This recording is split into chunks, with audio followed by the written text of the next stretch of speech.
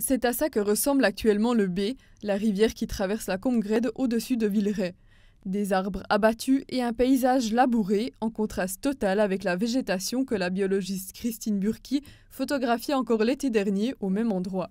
Je me fais particulièrement du souci pour la faune. Des 5 plongeurs vivent autour de cette rivière.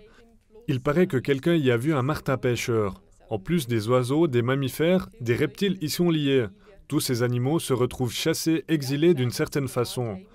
Et c'est sans compter les milliards d'organismes qui vivent dans le sol et qui se sont fait écraser par les machines.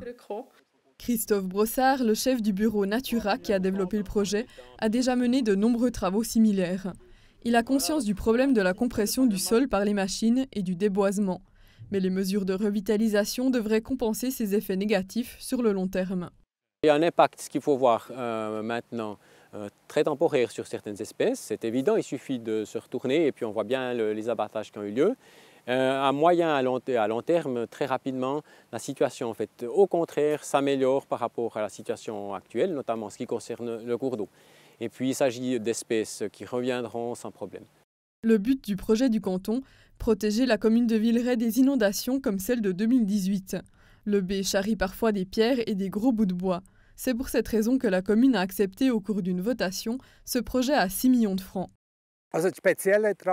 La situation avec le Bé est unique dans le Jura bernois. On a ça dans l'Oberland, mais pas ici. Lors de fortes pluies, de grandes quantités d'eau qui charrient tout un tas de choses dévalent en bas de la pente avec une force énorme. On a donc construit ici un bassin qui cassera cette dynamique. Les bois et les pierres resteront ici alors que l'eau pourra continuer de s'écouler. Ça réduit les risques d'inondation.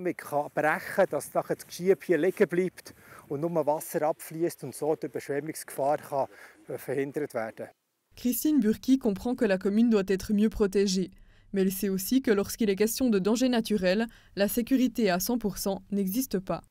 Ce que je trouve dommage dans le processus qui a eu lieu et dans la manière dont c'est fait, c'est qu'il a fallu choisir entre la sécurité ou la végétation. Peut-être que ça aurait été possible de trouver une solution pour plus de sécurité qui aurait épargné la végétation, voire qui aurait ajouté de la végétation.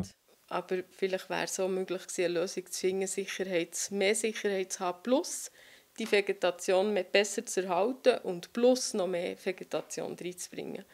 Les travaux dans l'ancien lit de la rivière commenceront en avril. Ils dureront encore environ 2 ans.